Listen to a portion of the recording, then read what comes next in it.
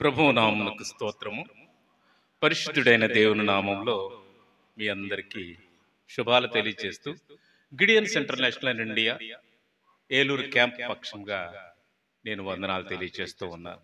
అలాగే సేవకులు జయకుమార్ గారికి, అలాగే మరో సేవకులు వీరికి, అలాగే ఇక్కడున్న ప్రతి ఒక్కరికి కూడా నేను కృతజ్ఞతలు తెలియజేస్తూ ఉన్నా. గిడియన్స్ ఇంటర్నేషనల్ ఇన్ ఇండియా లో భాగముగా మేము అనేకమైనటువంటి ప్రాంతాలకు వెళుతూ ఉంటాం. మీ అందరికీ తెలుసు, ఈ బైబిల్ అనేవి ఉచితంగా పంపిణీ చేస్తూ ఉంటాం. ఈ ఉచితంగా పంపిణీ చేసేటువంటి బైబిళ్ళు ఈ రకాలుగా ఉంటాయి. ఇవి మేము హాస్పిటల్స్లో మాత్రమే పంపిణీ చేస్తూ ఉంటాం. డాక్టర్స్కి, పేషెంట్స్కి, నర్సెస్కి, వీళ్ళకి మాత్రమే ఇస్తూ ఉంటాం. ఇవి అందరికీ హై స్కూల్స్లోను, కాలేజెస్లోను, అలాగే జైల్స్లోను, వీటన్నిటిలో కూడా మేము పంచుతూ ఉంటాం.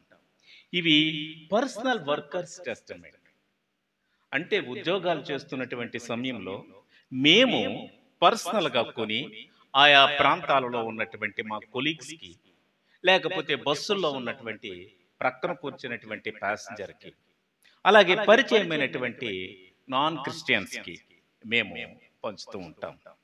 ఏమిటి ఇలా పంచటం వల్ల, అసలు ఎందుకు ఇలా పంచుతూ ఉన్నాం, దీని వెనుకున్నటువంటి పరిస్థితి ఏమిటి అంటే, 1898లో అమెరికాలో ఉన్నటువంటి ముగ్గురు వ్యాపారస్తులు, వాళ్ళు స్ట్రీట్ వెండర్స్,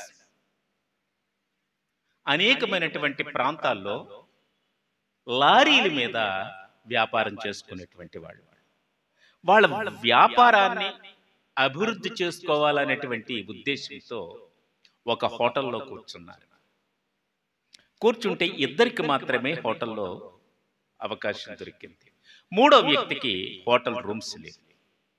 అప్పుడు మూడో వ్యక్తి ఆ హోటల్ మేనేజర్ అన్నాడు, మీరు అంటే ఆ ఇద్దరు ఉన్నటువంటి రూమ్లోనే వేరే ఒక బెడ్ అరేంజ్ చేసి మీకు ఇస్తాము, కాబట్టి మీరు వెళ్ళవచ్చు, ఉండొచ్చు అన్నారు. ఓకే అన్నాడు. అలా ముగ్గురు కలిశారు. కలిసిన వెంటనే వాళ్ళ ముగ్గురు వ్యాపారం గురించి మాట్లాడుకుంటూ ఉంటుండగా ఒక వ్యక్తి లేచి 5 నిమిషాల్లో వస్తానని ఎక్స్క్యూజ్ చెప్పి వెళ్ళాడు. ఇది వెళ్ళి 5 నిమిషాలు అయిన తర్వాత కూడా రాలేదేమిటా అని చూస్తే, వచ్చిన వెంటనే వారు అడిగిన ప్రశ్న ఏమిటంటే, నువ్వు క్రైస్తవుడివా? ఎస్, నేను క్రైస్తవుణ్ణి. నా తల్లి నన్ను క్రైస్తవ విధి విధానాలతో చిన్నప్పటి నుంచి పెంచింది. ఉదయం 6 గంటలకు, సాయంత్రం 6 గంటలకు, మధ్యాహ్నం 1 గంటకి బైబిల్ చదివి, కనీసం 10 వచనాలు చదివి ప్రార్థన చేసుకుని నీవు నీ కార్యక్రమాల్లో ఉండని నాకు నేర్పించింది. నేను ఇప్పుడు చూస్తే 6 గంటలైంది, అందుకనే నేను మీకు క్షమాపణ అడిగి నేను వెళ్ళి బైబిల్ చదివి ప్రార్థన చేసుకుని వచ్చాను అన్నాడు. అప్పుడు మిగిలిన వాళ్ళిద్దరూ కూడా మేము క్రైస్తవులమే అని, క్రీస్తు వారి యొక్క ప్రభావము వారిలో ఒక జ్వాలను రేపింది. ఆ జ్వాలతో వాళ్ళందరూ కూడా, ఆ ముగ్గురు కూడా ఒక అభిప్రాయానికి వచ్చారు. మన వ్యాపారంలో బాగానే సంపాదించుకుంటున్నాం, మన బిడ్డలు బాగున్నారు, మన కుటుంబాలు బాగున్నవి, మనం బాగున్నాము, కానీ దేవుని కొరకు మనం ఏం చేస్తున్నాము? ఇది వారిలో వచ్చినటువంటి మొదటి ప్రశ్న. ఈ ప్రశ్నకు సమాధానం వారి దగ్గర లేదు అప్పటి వరకు. అయితే మరలా కలిశారు. మరలా కలిసిన తర్వాత ఒక అభిప్రాయానికి వచ్చారు. ఏదో విధంగా మనము చెయ్యాలి. ఎలా చెయ్యాలి? దేవుని యొక్క వాక్యాన్ని మనము ఇతరులకు ఏ విధంగా అందించాలి ఆలోచించారు. ఆలోచించి ఏదో రకంగా ఏ ప్రాంతాల ద్వారా అయితే దేవుని వాక్యం వెళ్ళలేకపోతుందో, ఏ ఏ మార్గాల ద్వారా అయితే దేవుని వాక్యము కొన్ని ప్రాంతాలకు, కొన్ని స్థలాలకు, కొన్ని గృహాలకు, కొంతమంది హృదయాల్లోనికి వెళ్ళలేకపోతుందో, ఆ ప్రాంతాల ద్వారా మనం దేవుని వాక్యాన్ని పంచాలి, చేరవేయాలి. అది వారి నిర్ణయం. నిర్ణయించుకున్న తర్వాత మరి దీనికి ఏం పేరు పెట్టాలి? మరలా వారు ముగ్గురు కూడా మోకాళ్ళు వేశారు. అప్పుడు వారికి న్యాయాధిపతుల గ్రంథంలో ఉన్నటువంటి గిద్యోన్ కనిపించాడు. ఆ గిద్యోన్ పేరు పెట్టారు. దాన్ని గిడియన్స్ అంటూ ఉంటారు. ఈ గిడియన్స్ ఇంటర్నేషనల్ ఇండియాకు వచ్చిన తర్వాత దాదాపుగా మన ఆంధ్రప్రదేశ్లో 106 క్యాంపులు ఉన్నవి. ఈ క్యాంపుల ద్వారా మేము పంచుతూ ఉంటాం. మేము పంచుతున్నప్పుడు ఎన్నో సమస్యలను ఎదుర్కొన్నాం. బొట్టాయిగూడెంలో పంచినప్పుడు నన్ను అరెస్ట్ చేశారు. జంగారెడ్డిగూడెంలో పంచినప్పుడు పోలీస్ స్టేషన్ తీసుకువెళ్ళి 4 గంటలు అలాగే కూర్చుండబెట్టారు. నాతో పాటుగా ఇంకో ముగ్గురు ఉన్నారు. ఆ ముగ్గురులో ఒక బాబు చిన్నవాడు కనుక ఏదో రకంగా అతను పంపించేసి, ప్రతిదీ కూడా ప్రతి చోట కూడా వ్యతిరేకతే. ఏమిటంటే ఇది మతము, మతాన్ని ప్రాచుర్యము చేయకూడదు, మనందరికీ తెలిసిందే.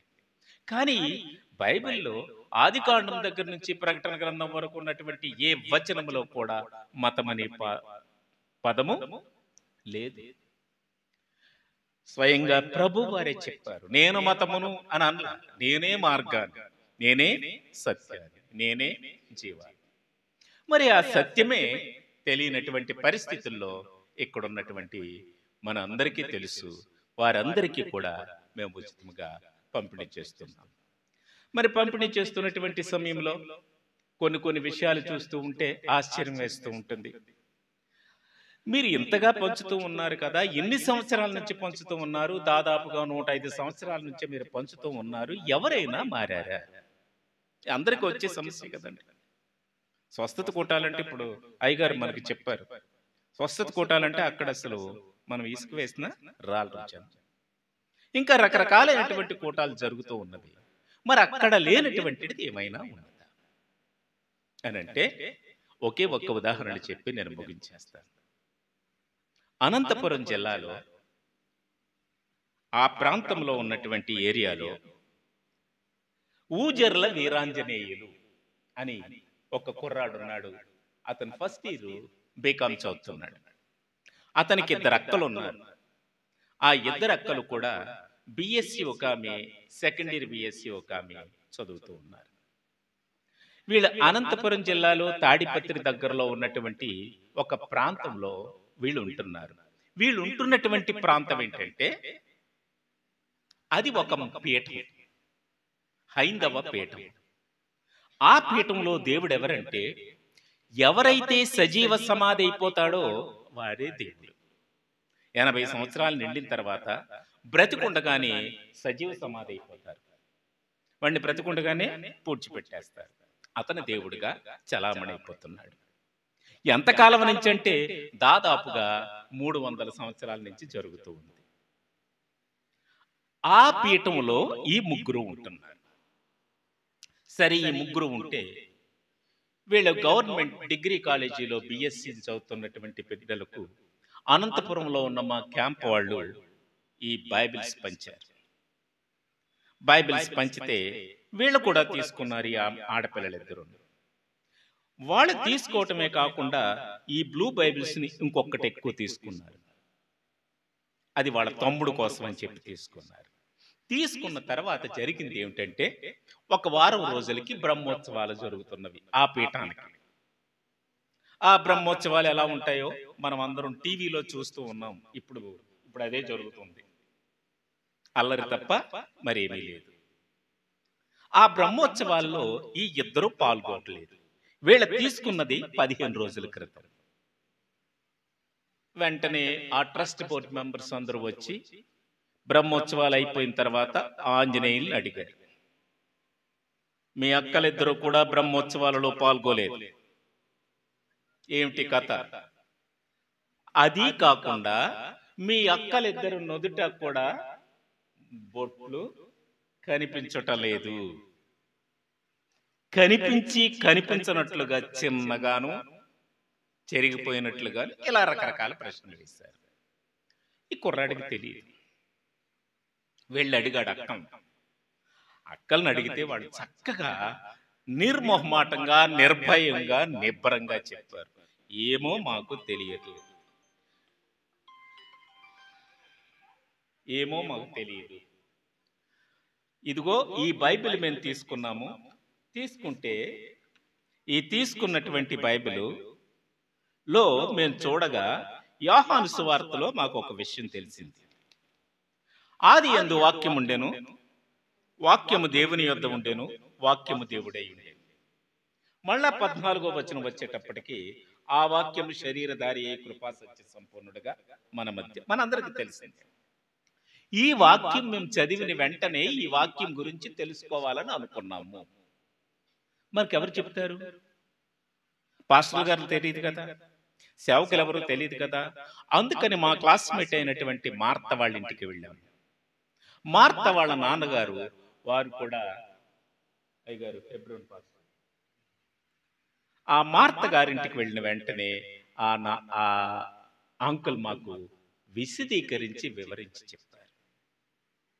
చెప్పిన తర్వాత మేము అప్పుడు తెలుసుకున్నాము అది పరిస్థితి.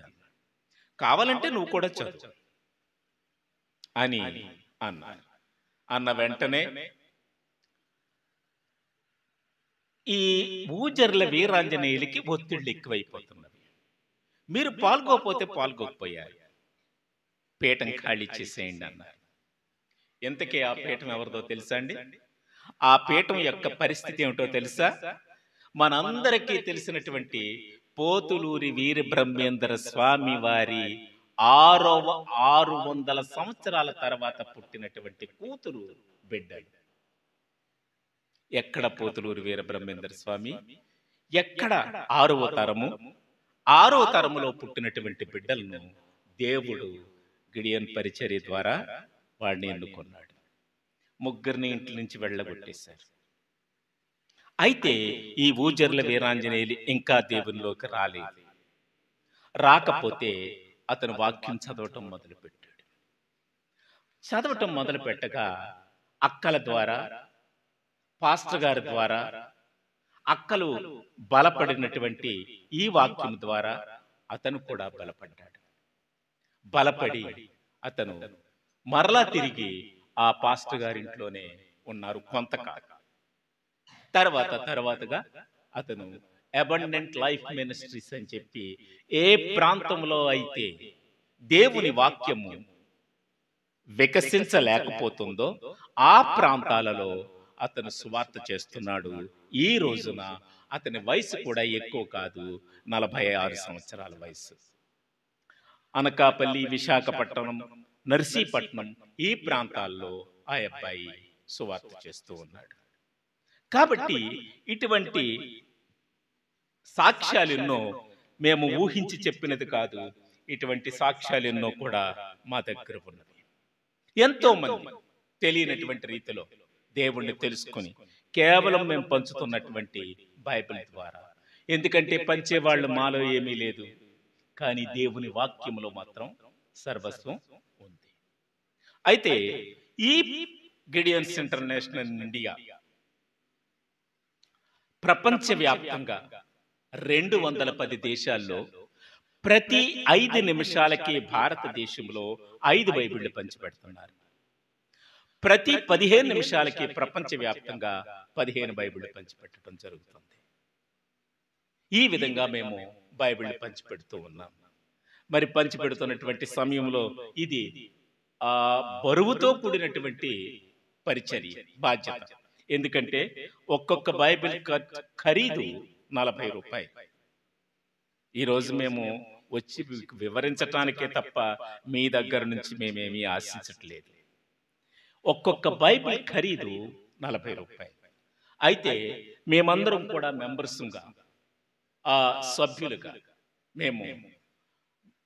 మేమే కొంత మనీ వేసుకుని 5 అంశాల ద్వారా మనీ సేకరించి ఈ బైబిల్ పంచిపెడుతూ ఉంటాం. ఈ బైబిల్ పంచిపెట్టడం అనేది ఎంతో సంయమనంతోనూ, సహనముతోనూ, చాలా ఓపికతోనూ పంచిపెట్టడం జరగాలి. ఇంతకుముందు 10 సంవత్సరాల క్రితం అయితే మేము ప్రతి హై స్కూల్లో కూడా దర్జాగా వెళ్ళి బైబిల్ పంచాము. ఈ రోజున దర్జా లేదు మాకు. Side walk, ఇదేమిటిది? క్రిస్టియన్స్ పుస్తకం కదా, ఇది మతం కదా, ఎక్కడెందుకు? ఈ ప్రశ్నలు ఎదుర్కొంటున్నారు. కాబట్టి ప్రియమైనటువంటి సహోదరులారా, మీరు మీ ప్రార్థనలో మమ్మల్ని జ్ఞాపకం చేసుకోనండి. ఎంతో మందిని కొట్టారు.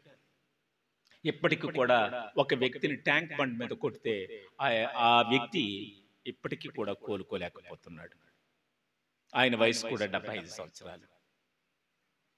కాబట్టి ప్రతి చోట కూడా మేము పోళ్ళ వెళ్ళినప్పుడు బైబిల్ పంచుదామని వెళ్తే బైబిల్ అన్ని కూడా క్రింద చల్లా చెదురుగా పారవేసి పెట్రోల్ తీసుకుని వచ్చి అగ్గిపుల్ల వేసేసారు పోళ్ళ గ్రామంలో. ఇలా ఎన్నో అవాంతరాలు ఎదుర్కొంటున్నాం. అయినప్పటికీ మేము బైబిల్ పంచుతూ ఉన్నాం. ఎంతో మంది తీసుకుంటూ ఉన్నారు. ఎంతో మంది చాలా గొప్పగా తీసుకుంటూ ఉన్నారు. దోబచర్ల డైట్ కాలేజీకి వెళ్ళినప్పుడు వాళ్ళు ఒక్కరు కూడా ఒక్క బైబిల్ తీసుకోలేదు. ఒక్కరు కూడా ఒక్క బైబిల్ తీసుకోలేదు. నేను ఎందుకో ఈ వయసులో ఉన్న అమ్మాయిని పిలిచి అడిగాను, ఏ అమ్మ ఎందుకు తీసుకోలేదు, మీకు ఇష్టం లేదా అని అంటే, ये सब तेलुगु बाइबल है साहब, हमको उर्दू चाहिए, आपके पास उर्दू है तो, आपके पास हिंदी है तो आप लिख दीजिए, हम स्वीकार कर लेंगे. ఏం చేయగలం? అర్జెంటుగా ఉర్దూ ఎక్కడి నుంచి తేగలం? 1 అవర్ టైం ఇవ్వండి, మేము సంపాదించి మీకు ఇప్పుడే తీసుకొస్తామని మళ్ళా ఏలూరు వచ్చి దోబచర్ల నుంచి 150 బైబిల్ తీసుకెళ్తే ఒక్కొక్కరు 2 ఉర్దూ బైబిల్ తీసుకున్నారండి. అప్పుడు ఇంకా ఆశ్చర్యపోయాము. ఏంటి 2 బైబిల్ ఎందుకు తీసుకున్నారంటే వాళ్ళందరూ కూడా ముస్లిం. ఇది బుర్కాలు మీ అందరికీ తెలిసిందే కదండి. ఈ బుర్కాలు వేసుకునే పిల్లలు వాళ్ళు ఈ బుర్కాలు వేసుకుంటూ ఉంటారు. వాళ్ళు చెప్పినటువంటి సాక్ష్యాలు వింటే ఇంకా ఆశ్చర్యపోయాము. हम हमारे परिवार में इस भगवान को ही आराधना करते हैं. हमारा माता जी ने हमारी पिल्लों के नीचे या पिल्लों के अंदर में इसको डालकर आधी रात के समय में हम आराधना करते हैं. మేము మా ఇంట్లో మంచాల క్రింద తలగళ్ళ లోపల ఈ బైబిల్ పెట్టి అందరూ నిద్రపోయిన తర్వాత లేచి చదివి ప్రార్థన చేసుకుని మేము నిద్రపోతాం. ఎందుకంటే మా నాన్నగారు చూశారంటే మమ్మల్ని, ఇది వాళ్ళు చెప్పినటువంటి ఎక్స్ప్రెషన్. కాబట్టి 3 విషయాలు మేము ముందుంచుతున్నాం. మీరు ప్రార్థన చేయండి, మీరు జ్ఞాపకం ఉంచుకోనండి.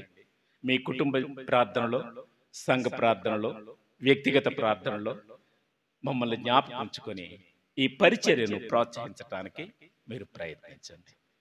మరి మాకు ఇచ్చినటువంటి అవకాశాన్ని బట్టి అయ్యగారు జయకుమార్ గారికి నిండు వందనాలు చెల్లిస్తూ, అలాగే అద్భుతమైనటువంటి